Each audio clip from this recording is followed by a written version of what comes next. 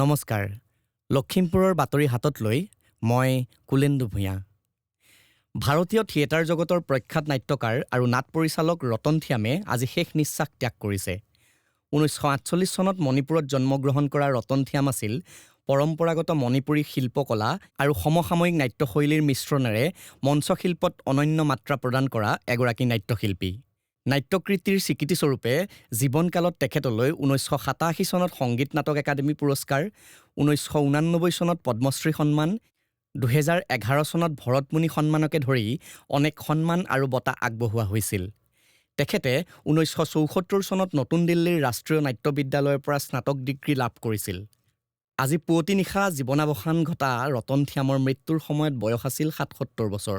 তেখেতৰ মৃত্যুত দেশৰ নাট্যক্ষেত্ৰখনৰ গুণমুগ্ধ বিভিন্ন নাট্যানুষ্ঠান আৰু অন্যান্য অনুষ্ঠান প্ৰতিষ্ঠানে গভীৰ শোক প্ৰকাশ কৰিছে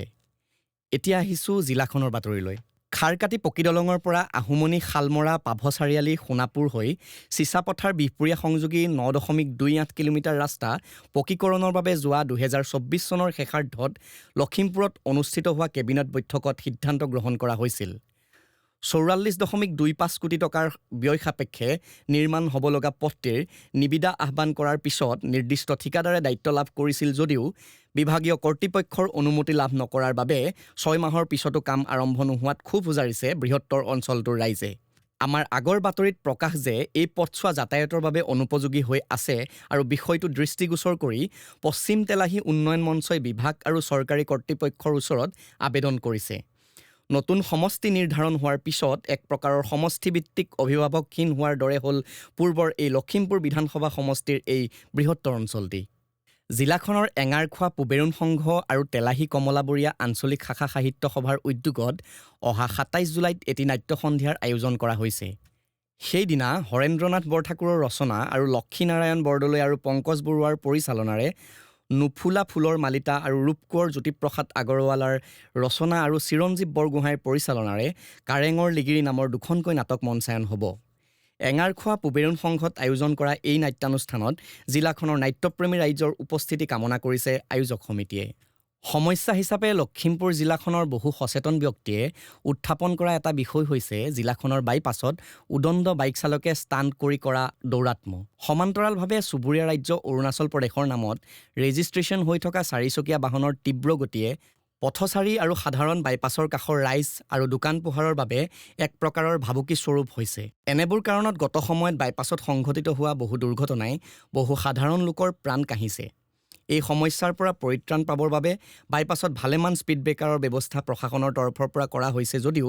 অধিক ফলপ্ৰসূ হোৱা নাই বুলি সচেতন মহলে ব্যক্ত কৰিছে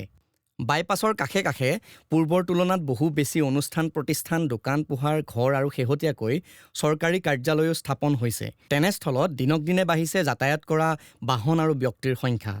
এই দিশত কৰ্তৃপক্ষৰ লগতে স্থানীয় ৰাইজো অধিক সচেতন হ'ব লাগিব বুলি লখিমপুৰৰ বাতৰিৰ আগত মন্তব্য আগবঢ়াই জিলাখনৰ এগৰাকী সচেতন ব্যক্তি শ্ৰীযুত কেশৱ বৰঠাকুৰে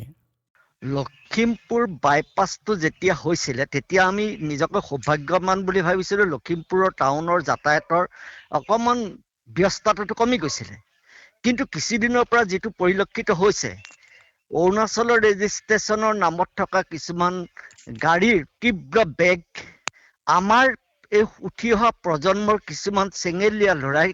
তাত কৰা যিটো বাইক ষ্টাণ্ট এই তেনেকুৱাবোৰ কাৰণত আজি অলপ দিনৰ পৰা সেই বাইপাছটোত ইমানেই দুৰ্ঘটনা হ'বলৈ লাগিছে যে আমি নিতৌ এটা নহয় এটা দুৰ্ঘটনাৰ কথা শুনি আহিছোঁ আৰু সেই বাইপাছটোৰ কিনাৰে চাৰিওদিশে ইফালো সিফালো যথেষ্ট চৰকাৰী অফিচৰ পৰা আৰম্ভ কৰি বিভিন্ন ব্যৱসায় প্ৰতিষ্ঠানৰ পৰা আৰম্ভ কৰি তেনেকুৱা বহুত প্ৰতিষ্ঠান ইয়াত গঢ় লৈ উঠিছে লখিমপুৰ বাইপাছটোত যথেষ্ট স্পীড ব্ৰেকাৰ হৈছে যদিও কিন্তু দুৰ্ঘটনাৰ পৰা উপশম পাব পৰা নাই ইয়াত চৰকাৰৰ ভূমিকা গ্ৰহণ যথেষ্ট পদক্ষেপৰ দৰকাৰ প্ৰয়োজন আছে আৰু আমি জনসাধাৰণ অলপ সজাগ হ'বৰ হ'ল ধন্যবাদ শ্ৰী বৰঠাকুৰ শ্ৰোতাসকলক জনাওঁ যে পৰৱৰ্তী লখিমপুৰৰ বাতৰিৰ প্ৰচাৰ হ'ব কাইলৈ নিশা 8 বজাত আমাৰ আজিৰ নিশাৰ লখিমপুৰৰ বাতৰি ইমানতে অন্ত পৰিল